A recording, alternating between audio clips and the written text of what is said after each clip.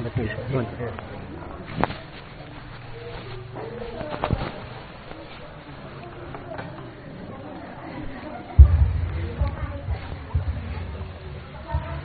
Assalamualaikum warahmatullahi wabarakatuh.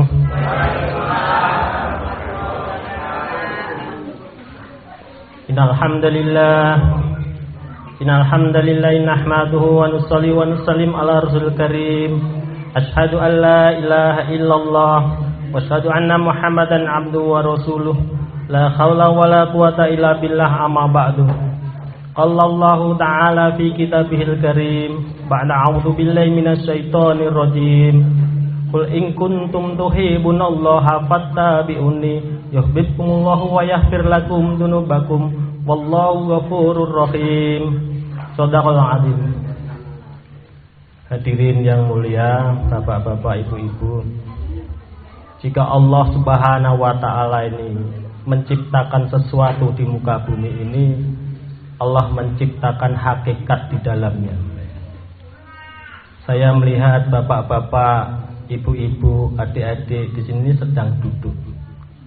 Ada yang sedang berdiri, ada yang sedang bicara. Pada hakikatnya kita semua ini sedang berjalan. Kok berjalan? Nggih. Semua yang ada di sini ini semua hakikatnya sedang berjalan.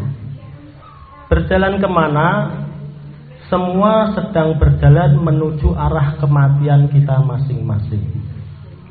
Tidak satupun manusia di muka bumi ini yang berhenti, tidak berjalan menuju maut, tidak ada. Semua orang ini berjalan menuju kematiannya masing-masing. Entah 1 tahun lagi, entah 2 tahun lagi, entah 3 tahun lagi, entah 5 tahun lagi, tapi mereka terus berjalan lebih dekat kepada arah kematiannya. Dan bekal kematian ini hanya ada 2 saja. Semua mati, semua mati. Yang taat mati, yang tidak taat mati. Yang kaya mati, yang miskin mati. Yang sakit mati, yang sehat juga mati. Orang mati tidak nunggu sakit. Orang mati tidak nunggu nyebrang sampai seberang, itu tidak. Banyak orang yang mati di tengah jalan, banyak. Jadi orang mati ini tidak nunggu apa-apa, nunggu perintahnya Allah Subhanahu wa taala saja. Nah, bekal kematian ini hanya ada 2 saja. Yang pertama iman yang sahih, yang kedua amal yang soleh. Itu saja. Jika seorang hamba meninggalkan dunia ini dengan 2 bekal perkara ini, maka dia akan mendapatkan kebahagiaan yang selama-lamanya, kebahagiaan yang sempurna. Tapi apabila seorang hamba meninggalkan dunia ini tanpa 2 bekal ini, maka dia akan menghadapi penderitaan yang selama-lamanya, abadan abadan. Maka seorang murid bertanya kepada gurunya Imam Al-Ghazali rahmatullah alaih, "Wahai Syekh, yang namanya selama-lamanya itu bagaimana?" Selama-lamanya itu diibaratkan bumi ini ditutup biji-bijian jagung, biji jagung. Kemudian setiap 1 tahun diambil 1, setiap 1 tahun diambil 1, setiap 1 tahun diambil 1. Entah berapa juta ribu tahun biji jagung itu akan habis. Tapi selama-lamanya tidak ada habisnya. Maka apabila kita ini mati dengan membawa iman yang sahih, amal yang soleh, maka semua kesusahan kita ini akan berakhir menjadi kebahagiaan yang selama-lamanya. Kalau di dunia ini tidak punya rumah susah, tidak punya kendaraan susah, tidak punya HP susah. Tadi disampaikan HP-nya harus Android S9 ke atas, susah lagi nanti. Dunia seperti itu dunia. Tapi manakala kita ini berbuat iman dan amal soleh, maka nanti kesusahan itu semua akan hilang. Tapi sebaliknya, rumahnya mewah, uangnya banyak, istrinya cantik, suaminya tampan, kendaraannya mewah, tidak punya iman dan tidak punya amal soleh, maka kebahagiaannya itu akan habis semua, berganti dengan penderitaan yang selama-lamanya. Ngeri ya? Ngeri memang. Kehidupan kita ini sementara saja, sementara saja. Ulama mengatakan ini kita ini lahir cengek, nangis, kutuk, mati gitu katanya. Jadi hanya 3 masa saja, lahir, hidup, dan mati itu saja. Nah, maka kehidupan kita ini kita jaga betul-betul, kita jaga betul-betul. Iman itu apa? Iman itu keyakinan, keyakinan. Agama tidak akan ada ruhaniyahnya tanpa keyakinan. Yakin itu percaya, sing tenanan itu yakin. Sehingga yakin itu akan mendatangkan pertolongan Allah kepada setiap hamba yang memiliki keyakinan itu. Satu contoh, Umar bin Khattab radhiyallahu an, keyakinannya luar biasa. Satu ketika Umar bin Khattab ini dilapori oleh seorang menterinya, wahai Umar, sekarang ini Sungai Nil sedang kering dan ada budaya di Sungai Nil sana.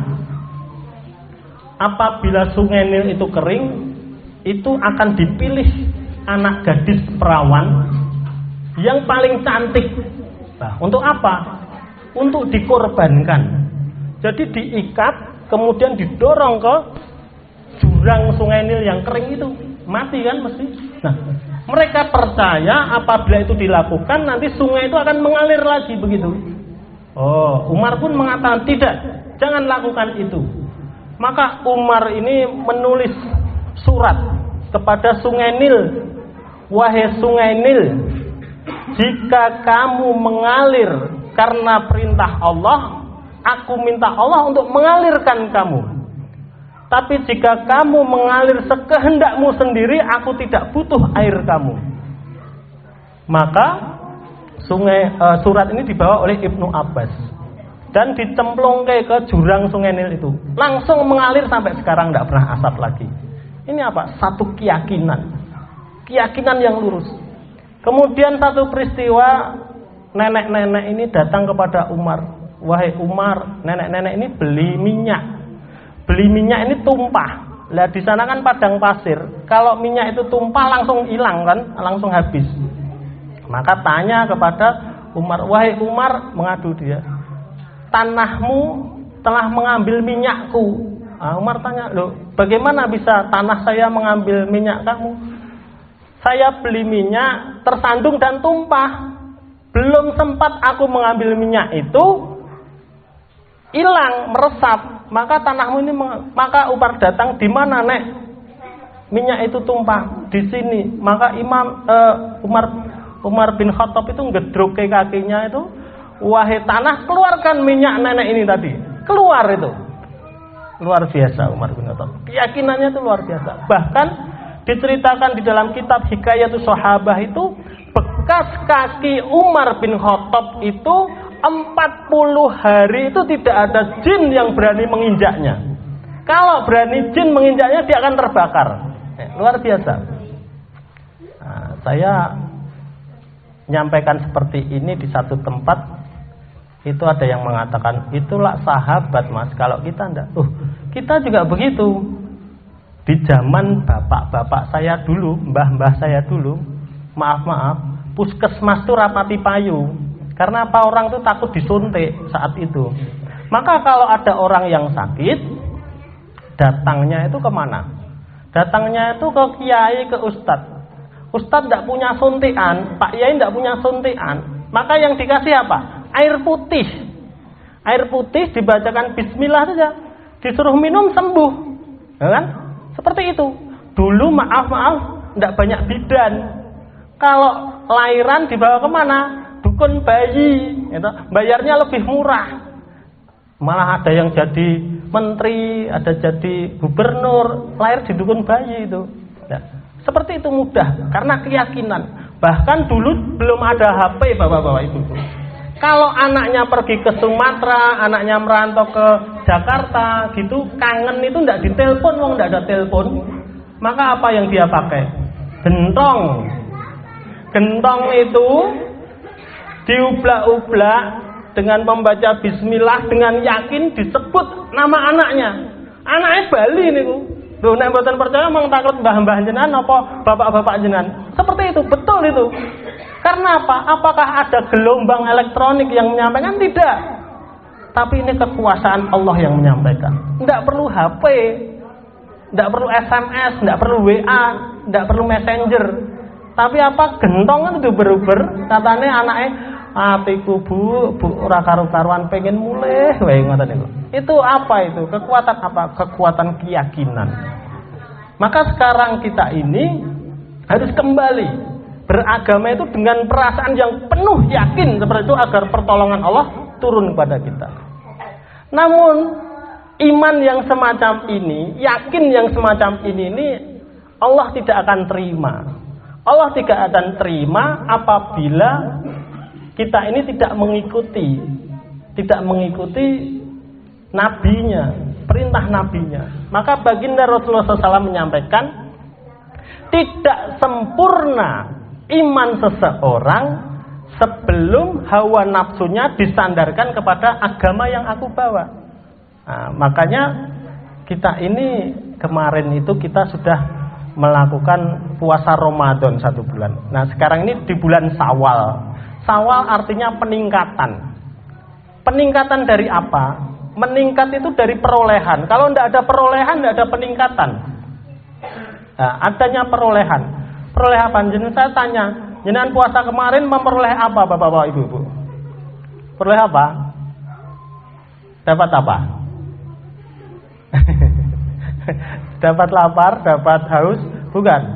Jadi saat kita itu Idul Fitri di hari raya 1 Syawal itu kita ini diberi hadiah besar oleh Allah Subhanahu wa taala.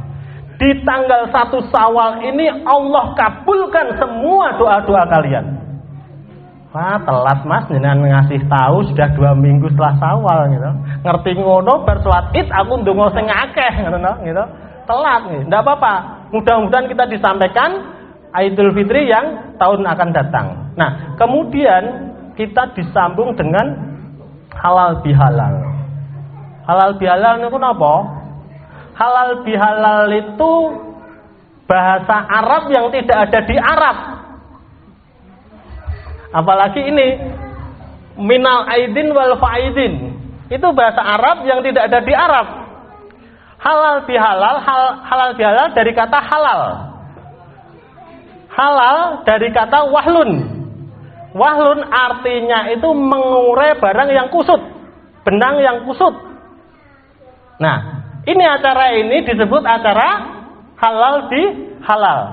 Sekarang ini acaranya berarti sedang mengurai sesuatu yang kusut. Paham? Jadi acara halal bihalal ini acara untuk mengurai sesuatu yang kusut. Maksudnya apa? Benang niku nek sing ruwet niku diurai itu jadi lurus lagi, itu namanya wahlun. Wahlun itu secara muhrad menjadi halal, legal atau baik atau bisa digunakan lagi. Nah, halal bihalal itu meminta kehalalan atas dosa-dosa kita, wahlun atas dosa-dosa kita. Mungkin hubungan antara bapak dan ibu sedang kusut, mungkin hubungan antar bertetangga sedang kusut, mungkin hubungan antara anak dan orang tua sedang kusut, maka diadakan halal bihalal. Sekarang kalau itu minal aidin wal faidin artinya apa? Secara letterlek minal aidin wal faidin artinya sekonol dadi nul. Jenengan mengucapkan minal aidin wal faidin itu ngucapinnya sekonol dadi nul. Lucu toh? Nek orang Arab denger guyu itu. Ini orang-orang Indonesia ya Pak, tapi tidak apa-apa. Indonesia negeri yang unik, yang penuh budaya yang bagus-bagus. Halal bihalal budaya yang bagus. Budaya yang disesuaikan syariat. Nah, jadi kalau kita mengatakan minal aidin wal faidin, maka itu sekonol dadi nol. Maksudnya apa? Kita lahir di muka bumi ini nol, tidak punya apa-apa. termasuk dosa itu tidak punya kita. Maka sekonul minal aid sekonul wal faid sampai nol lagi. Saiki aku ya wis ora ndek dosa meneh gitu. Maksudnya ngoten niku. Karena ulama kita itu luar biasa, memang luar biasa. Ijma kiasnya itu luar biasa sehingga bisa mengartikan yang semacam itu. Tapi di Arab sana ndak ada. Terus untuk orang ndak apa-apa, wong itu doa kok gitu, doa. Kalau di sana antar orang itu ketemu setelah Idul Fitri apa yang dikatakan taqabbalallahu minna wa minkum. Semoga Allah mengabulkan amalmu dan amalku. Kalau bersalaman mereka mengatakan wafir lana walakum. Semoga Allah mengampuniku dan mengampuni kamu. Seperti itu. Memang berbeda, tidak apa-apa. Setiap negara punya budaya yang berbeda. Nah, kemudian baginda Rasulullah SAW sampaikan tidak sempurna. Ini kan setelah dimaafkan ini ada tanggung jawab, ada tugas dan tanggung jawab kita. Wong wis dimaafkan. Orang itu berbuat salah itu rata-rata karena apa? Rata-rata karena apa, Pak? Lisan. Sampai Rasulullah SAW ini menyampaikan, aku jamin kalian semua masuk surga jika kalian bisa menjaminku dengan dua perkara. Yang pertama, kamu jaga antara dua bibir kamu dan kamu jaga antara dua paha kamu. Aku jamin masuk surga, kata baginda Rasulullah SAW. Apa itu? Dua bibir itu ya lisan kita ini. Dua paha kemaluan kita. Orang masuk neraka gara-gara dua perkara ini. Jadi setelah kita halal bihalal, setelah saling memaafkan, kita jaga lisan kita ini. Baginda Rasulullah SAW sampaikan, tidak sempurna iman seseorang jika tetangganya tidak selamat dari lisannya. Jadi kalau lisan ini mengganggu tetangganya itu tidak sempurna iman. Salate kaya ngopo, tahajudnya kaya ngopo tidak dianggap sempurna. Karena apa? Lisannya ini tidak bisa dijaga. Nah, seorang istri sakit hati kepada suaminya biasa dari lisannya. Seorang suami sakit hati kepada istrinya juga biasanya karena lisannya. Gitu. Maka kita ini diperintahkan oleh baginda Rasulullah SAW menjaga lisan kita. Begitu juga kepada tetangga-tetangga kita. Mas, tetangga saya ini bukan muslim, orang urusan. Jenengan ini kon jaga lisan kepada semua tetangganya, yang muslim maupun yang tidak muslim. Semua harus kita jaga. Rasulullah yang perintahkan. Bahkan Ibnu Umar ini pernah menyampaikan kepada pembantunya saat menggulai kambing itu, dia sampaikan, wahai pembantuku, wahai khadimku, jangan kau lupakan tetangga Yahudi itu. Maka pembantu Ibnu Umar mengatakan, maksudnya bagaimana? Nanti kalau sudah selesai masak, kamu kasih Yahudi itu. Maka dia mengatakan dia bukan muslim. Ini perintah baginda Rasulullah SAW.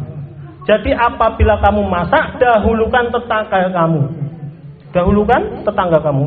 Apabila bau masakan kamu tercium tetanggamu dan kamu tidak memberi, maka keberkahan dari masakanmu telah hilang. Loh, sampai seperti itu. Kita ini diajarkan baginda Rasulullah SAW ini ken sae karo tetangga, kalih tangga teparo. Tangga teparo niku kabeh mawon, tidak peduli muslim, tidak peduli non muslim, semua tetangga itu kita ini disuruh berbuat baik. Maka Rasulullah perintahkan kepada orang muslim, kamu berakhlakul karimahlah. Apa itu akhlakul karimah? Apabila dia berbuat baik, kamu berbuat baik. Itu akhlakul karimah. Nah, kepada orang non muslim tetangga kita ini diperintahkan apa? Berakhlakul adimah. Akhlak yang lebih tinggi lagi. Bagaimana? Akhlakul adimah itu nek wong liya elek pada kita tetap suruh baik. Kalau dia baik, kita lebih baik. Itu akhlakul adimah. Kepada siapa? Kepada tetangga. Begitu mulia agama kita ini, begitu mulia. Begitu ajarannya. Disuruh berbuat baik terhadap semua tetangga kita. Nah, sampai-sampai beliau sampaikan, apabila kamu memasak, banyakkanlah kuahnya sehingga bisa kamu bagikan kepada tetangga-tetanggamu.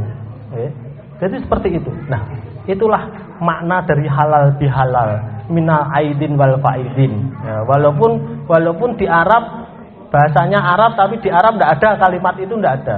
Halal bihalal dan minal aidin wal faidin tidak ada. Tapi memang Indonesia ini negeri yang hebat, negeri yang hebat. Ulama-ulama kita ini ulama-ulama yang hebat. Ijma' qiyasnya itu pinter sekali dalam berijma' qiyas. Jadi boleh dipakai. Karena untuk menentukan hukum itu banyak faktor yang harus dipelajari, banyak faktor yang harus difikirkan. Nah, jadi boleh saja halal bihalal seperti ini, boleh saja. Nanti kalau ada yang mengatakan bid'ah, suruh debat dengan saya, ya. Ya, jadi seperti itu. Memang harus ada faktor-faktor yang kita pelajari. Nah, kita kembali lagi. Halal bihalal ini tidak bisa terputus dari amal yang baginda Rasulullah perintahkan, yaitu silaturahmi. Dan di sini betul itu disebut silaturahmi, bukan silaturahim. Kemarin ada yang tanya silaturahim, bedanya silaturahim dengan silaturahmi. Kalau di Indonesia ini ada satu budaya sungkem.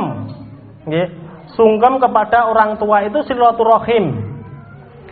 Sungkem kepada bude, kepada bule, kepada ibu, kepada bapak, kepada saudara-saudara itu silaturahim.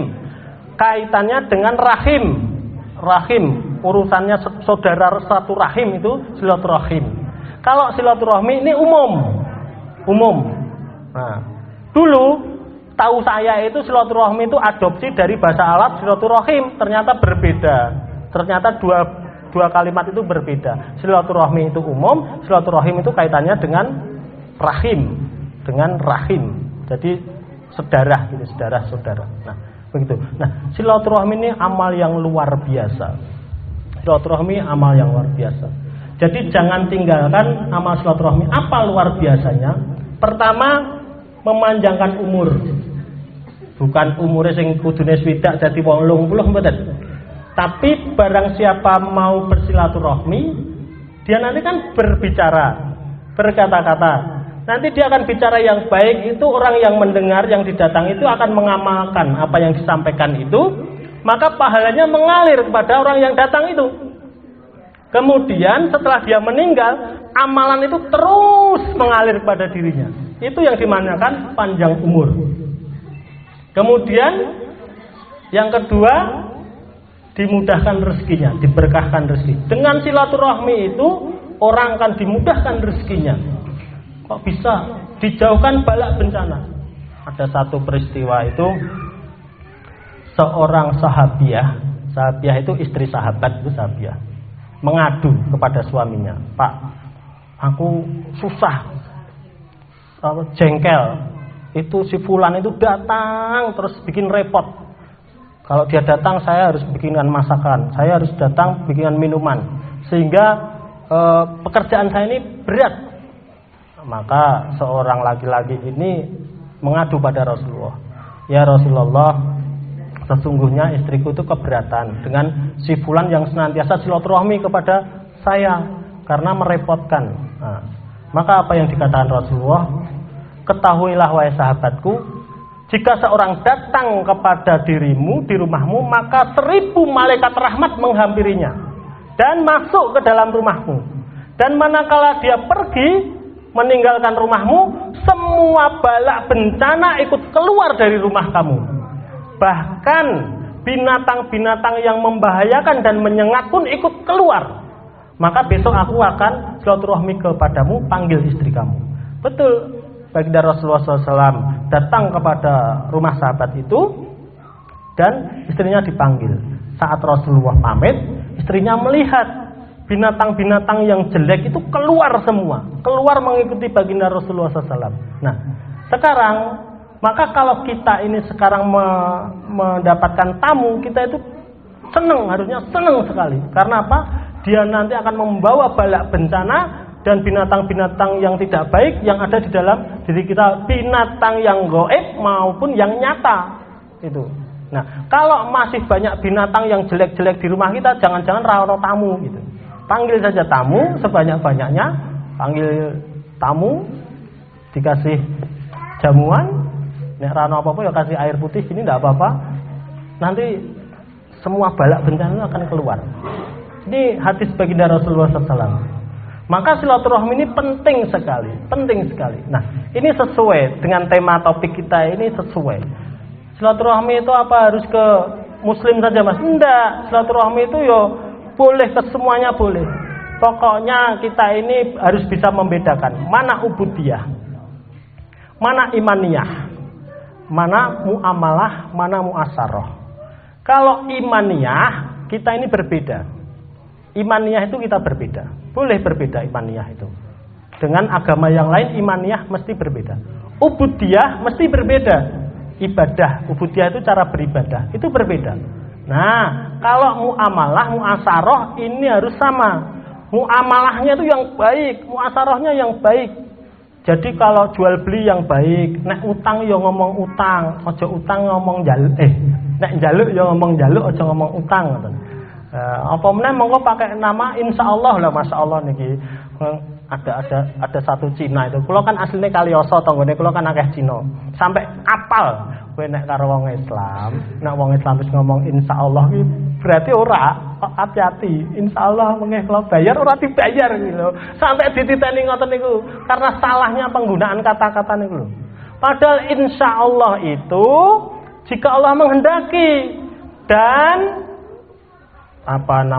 penghalangnya itu hanya maut, kematian saja. Lalu sampai dititeni itu tionghoa itu tangga-tangga nek kula kuwi pokoke nek karo wong Islam hati-hati nek wis ngomong insyaallah biasanya ora sido ngoten lho. Tuh, ini ada pembalikan makna. Jadi mari kita kembalikan insyaallah itu pasti. Jadi kemarin saya ditelepon oleh Pak RT, Mas niki ngeten. Nggih Pak RT, insyaallah kula dugi niki kula tesih teng Surabaya dalam perjalanan pulang mungkin Pak RT ya deg-degan. Aduh insyaallah iki engko teko apa ora. Tapi insyaallah-nya saya itu insyaallah pasti datang kecuali maut sudah datang pas tidak bisa datang kan jenengan yang datang. Nah seperti itu. Kita kembalikan fitrahnya. Nah, seperti itu. Nah, hadirin yang mulia, maka di bulan Syawal ini kita sebagai umat muslim ini jangan terus lalai. Kita sudah dibina 30 hari untuk menahan hawa nafsu, untuk menahan lapar, untuk menahan segalanya. Maka di bulan Syawal ini kita tingkatkan. Yang tadinya di bulan Ramadan itu tadarus membaca Al-Qur'an, maka di bulan Syawal ini terus kita tingkatkan. Jangan berhenti. Kemudian yang tadinya Ramadan itu sregep tahajud, di bulan Syawal ini terus tingkatkan, jangan berhenti. Nah, di bulan Ramadan itu kita salat witir. Nah, sekarang waktu Syawal wis ora ono sing witir meneh. Jangan berhenti. Witir itu di hari-hari lain boleh. Kalau taraweh hanya ada di bulan Ramadan, nggih. Hanya ada di bulan Ramadan, nggih. Kadose mun do kesel niki, nggih. Kesel pun men nggih. Niki jam pinten, Pak? 8:30. Sampai jam 9 apa jam pinten? Nggih, sekedap boleh. Jadot yang paling penting tadi adalah menahan lisan kita. Orang itu dulu saya waktu sekolah itu bukan di pondoknya tapi waktu sekolahnya itu disampaikan oleh guru saya. Lis, nanti kalau kamu rumah tangga itu ada 3 kunci berumah tangga. Ada 2, dia mengatakan ada 2. Yang pertama ekonomi.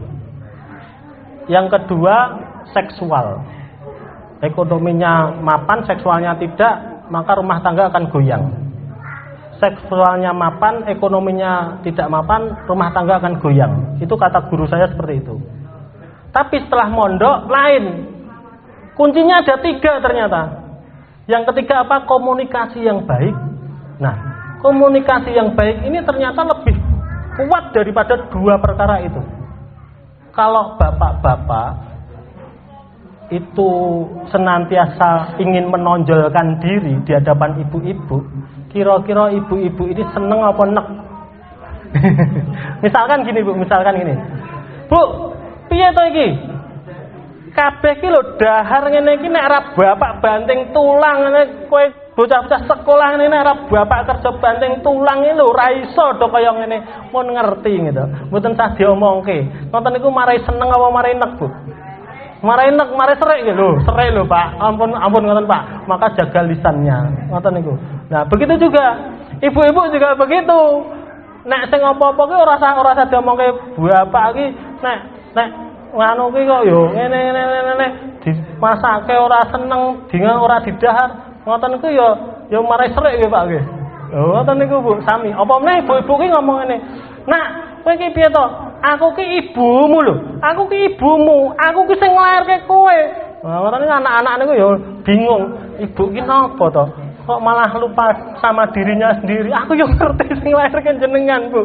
Aku ki sing gedhekke kowe yo ngerti. Sing njaluk yo sapa nek anake ngoten jare pripun coba. Nah, jadi ngoten niku. Dua-duanya ini saling menjaga. Pakai lisan, pakai sebutan yang baik. Jadi baginda Rasulullah SAW ini mengajarkan kalau memanggil istrinya itu Kumairoh. Apa itu Kumairoh? Yang kemerah-merahan. Yang kemerah-merahan itu maksudnya panggilan kesayangan. Jenengan harus punya panggilan kesayangan, Bu. Minta sama bapak.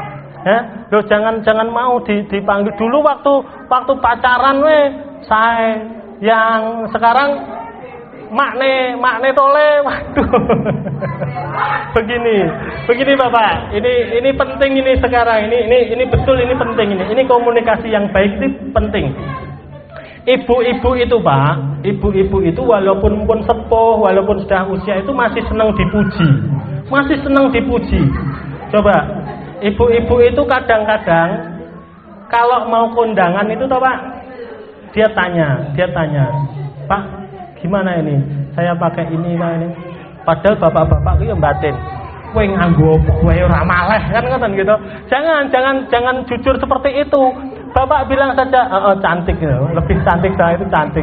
Ibu-ibuku yo ngerti nek bapaknya gombal itu yo ngerti. Tapi hati itu berbunga-bunga, Pak. Tenang niku. Mang panget ibu-ibu nggih, Bu. Ngoten nggih, Bu nggih. Ibu-ibu itu aneh loh, Pak. Aneh. Sekarang saya mau tanya sama ibu-ibu. Kalau jenengan keluar ada anjing dikejar anjing, apa yang jenengan lakukan? Lari. Sekarang saya mau tanya, anjing kalau lari, balapan lari dengan jenengan banter pundi? Lah kok lari jenengan? Itu Pak aneh Pak, ibu-ibu itu aneh. Jadi dia berbuat dulu, baru berpikir, setelah berpikir bingung. Kalau dia tanya. Seringkali begitu juga. Saya nggih kudung ireng napa nggih kudung coklat. Bapak ngomong, ireng ketoke apik, Bu. Keluarnya pakai kudung kuning, Pak. Itu Pak ibu-ibu. Tapi enggak apa-apa. Itu sifat ibu-ibu seperti itu. Daripada jenengan sudah enggak mau memuji, Pak, nanti dia ini pegang WA loh. Dia pegang Facebook, dia pegang Instagram. Nanti nek sing ngalem wong liya payah mengke. Artinya berbunga-bunga tetepan, sing ngalem wong liya tetep berbunga-bunga. Tapi ampun Bu, nek dilem wong liya ampun purun. Sing ngelem kersane bapak-bapake mawon. Begitu juga bapak-bapak niku mang lakukan dengan baik, Bu. Ini Masya Allah, saya pernah mendengar pengajian ini sangat nyantel di telinga saya. Jadi ada seorang laki-laki itu dia mau menikah lagi. Wah, ibu-ibu langsung marah kan, menikah lagi. Yang disalahkan siapa Pak? Bapak-bapak mesti itu. Tapi tidak mau koreksi diri, salahan ibu apa. Nah, setelah dikoreksi itu ternyata bapak itu kalau punya gaji Pak, dibruke kabeh kalih ibuke nyabuk 2 yuta, nyabuk 2 yuta 200, nyabuk lah. Terus bapak itu kalau pulang itu mau dahar tuh, Bu lah daharin ndi? Kae lho, tutupan saji. Ngoten. Lah biasanya bapak kan senenge karo sambel to, Bu. Kae lho lomboke ning kono, coweke ning kono. Ngoten niku. Bapak niku ya pisan pindho meneng wae wong al-rijalu qawamuna 'ala nisa. Laki-laki itu pimpinannya para wanita. Jadi yo ngedem untuk keutuhan rumah tangga ngalah dia. Bukan takut ora ana wong lanang wedi karo wong wedok itu ndak ada. Tapi karena menghormati. Nah, ibu-ibu dihormati lali, ngoten niku leno. Apa-apa kon nggae dhewe, apa-apa kon nggae dhewe. Bu, bangun tidur, Bu, lha ndi unjukane? Lho kae lho gulane ning kono, jarange ning tremos ngoten. Ngoten benditen niku ngoten. Akhirnya satu ketika bapak dinas di luar kota. Dinas di luar kota kan ra ning sing masake. Ora ana sing nggawe wedang gitu. Akhirnya masuk warung kan. Masuk warung niku belum masuk niku, monggo Pak, ngunjuke napa? Masyaallah. Gitu. Dahar napa Pak? Lho, ngoten niku. Terus begitu bayar mong pinten, Bu? 15.000. Bapake mikir. Aku 2 yuta 200 ladenane bojoku kok ngono kon nyambel dhewe, kon njupuk sego dhewe, gitu, kon masak dhewe gitu. Ngono niku lho. Lah terus aku mbayar 15.000 kok ladenane apike kaya ngene iki njur piye. Akhirnya tergoda to, Bu, ngoten niku. Ngoten niku sing salah mboten bapake tok to, nggih. Begitu juga ibu-ibu perbaiki. Karena sesungguhnya jalan menuju surga wanita itu selain taat pada Allah dan Rasulnya harus taat pada suaminya. Hormati suami, Bu, hormati. Jadi mau dimakan atau tidak dimakan, bikinkan makanan untuk suami. Nah, bapak-bapak juga begitu. Sekarang saya mau tanya, itu tadi bapak-bapak, ibu-ibu ini senang enggak kalau punya suami jujur? Senang? Tapi siap enggak kalau bapak-bapak jujur? Pripun ini? Seneng kalau punya suami jujur. Tapi kalau bapak-bapak jujur, seneng enggak? Siap enggak? Enggak siap.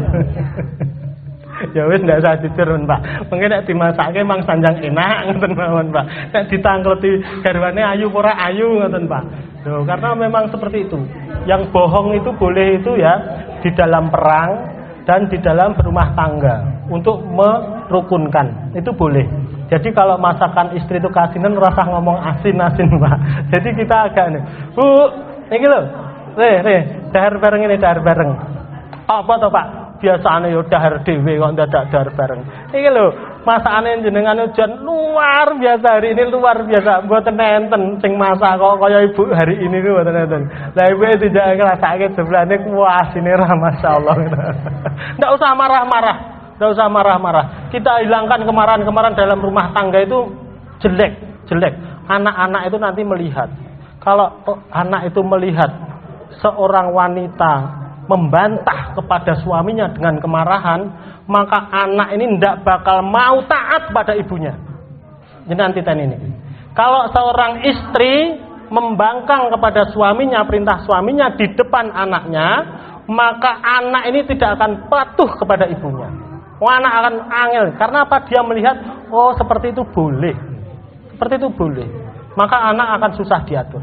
Maka Bu, apapun yang dikatakan Bapak, selama itu tidak untuk bermaksiat kepada Allah, maka lakukan. Apalagi di depan anak-anak, ya. Di depan anak-anak bahaya. Yang bisa menciptakan anak-anak baik itu ibu, bukan bapak. Tenan, bapak. Kok bisa? Jadi gini, saya beri contoh. Bapaknya nabi, ibunya tidak taat, maka anaknya seperti siapa? Kan'an. Nabi Nuh itu nabi kan, dia berdakwah laila wa nahara, malam dan siang dakwah terus, mengajak orang berbuat baik. Tapi ibunya tidak taat, anaknya kalau Kan'an. Tapi bapaknya kafir tulen, siapa? Fir'aun. Istrinya Aisyah, anaknya Nabi Musa. Karena ibu itu, seorang wanita itu, jika dia taat pada Allah, dia doanya lebih mustajab daripada 60 waliullah. Satu wanita solehah doanya lebih mustajab dari 60 waliullah. Jadi jenengan ini diberi amanah oleh Allah untuk mendidik anak-anak. Bapak-bapak ini kerja, sering meninggalkan rumah. Maka ibu-ibu yang dekat dengan anak-anak. Baik buruknya anak tergantung ibunya. Nggih Pak nggih. Ngoten lho, tenan iki estu niki. Tapi baik buruknya ibu-ibu tergantung bapak. Iya, bagaimana mendidiknya begitu. Nah, jadi ya seperti itu. Pun dalu pun do ngantuk atau sing ngoten nggih. Nek enten lerse saking Gusti Allah Subhanahu wa taala, enten kelepatan saking kebutuhan kula nyuwun dipun agengipun pangaksami. Subhanallah wa bihamdihi, subhanallah wa bihamdika, asyhadu an la ilaha illa anta, astaghfiruka wa atubu ilaik. Wassalamualaikum warahmatullahi wabarakatuh. Niki kapureh ndonga sekalian nggih. Bismillahirrahmanirrahim. Alhamdulillahirabbil alamin. Allahumma inni zalamtu nafsi dzulman katsira wa la yaghfiru dzunuba illa anta faghfir li maghfiratan min indika warhamni innaka antal ghafurur rahim. Allahumma ja'alni bil imani kamilin wa yaqinan shadiqan wa amalan maqbula. Rabbana innaka jamnas lamin la raiba fi innallaha la tukhliful mi'ad wa zanna fi nasibi jinniyatuka rijalla wa khulifa min yakina min kulli fatnin yasihun. Allahumma arinal haqqa haqqa warzuqna tibaa wa arinal batila batila warzuqna tinaba. Rabbana atina fid dunya hasanah wa fil akhirati hasanah wa qina adzabannar. Ya Allah ya Rahman ya Rahim, ya Allah ya Rahman ya Rahim. Engkau yang maha segalanya ya Allah, Engkau yang maha kaya ya Allah. Ya Allah, berilah kepada hamba-hambamu ini ya Allah rezeki yang berkah ya Allah. Ya Allah, berilah kepada hamba-hambamu ini ya Allah kesehatan yang manfaat ya Allah. Ya Allah ya Rahman ya Rahim. Dari saudara kami ini ada yang sakit ya Allah, sembuhkanlah ya Allah. Ya Allah, dari saudara kami yang sakit ini ya Allah, sembuhkanlah ya Allah. Ya Allah, dari saudara kami ada yang kekurangan ya Allah, cukupkanlah ya Allah. Ya Allah ya Rahman ya Rahim. Dari saudara kami ada yang punya hutang ya Allah, lunaskanlah ya Allah. Karena sungguhnya Engkau yang maha kaya ya Allah. Ya Allah, mudahkan semua urusan kami ya Allah. Mudahkanlah semua urusan kami ya Allah. Bersihkan hati kami ya Allah. Hilangkan rasa iri, dengki, benci ya Allah di dalam hati kami ya Allah. Ya Allah ya Rahman ya Rahim. Engkau yang menggenggam semua urusan ya Allah. Mudahkanlah semua urusan kami ya Allah. Lancarkan semua urusan kami ya Allah. Permudahlah ya Allah semua urusan kami ya Allah. Ya Allah, jika kami mendapatkan masalah, Engkaulah yang menyelesaikannya Allah. Ya Allah, dampingilah kami dalam menjalani hidup ini ya Allah. Ya Allah ya Rahman ya Rahim. Kami masih mempunyai orang tua yang masih hidup ya Allah. Bimbinglah dia ya Allah. Berilah kesehatan kepada beliau ya Allah. Ya Allah, di antara kami ada yang orang tuanya telah meninggal ya Allah. Ampunilah dosa-dosa mereka ya Allah. Masukkanlah ke surga-Mu ya Allah. Terimalah amal-amal baiknya ya Allah. Ya Allah ya Rahman ya Rahim. Ya Allah ya Rahman ya Rahim. Sesungguhnya Engkaulah yang memiliki jiwa kami ya Allah. Selamatkanlah kami dari perbuatan-perbuatan yang buruk ya Allah. Bimbinglah kami ya Allah kepada amal-amal yang baik ya Allah. Ya Allah ya Rahman ya Rahim.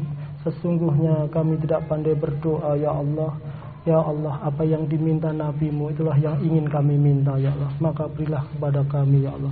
Ya Allah ya Rahman ya Rahim. Ya Allah ya Rahman ya Rahim. Kabulkanlah permohonan kami ya Allah. Ya Allah, jadikanlah hidup kami lebih baik ya Allah. Jadikanlah hidup kami lebih baik ya Allah. Rabbana atina fid dunya hasanah wa fil akhirati hasanah wa qina adzabannar. Alhamdulillahirabbil alamin. Al-Fatihah.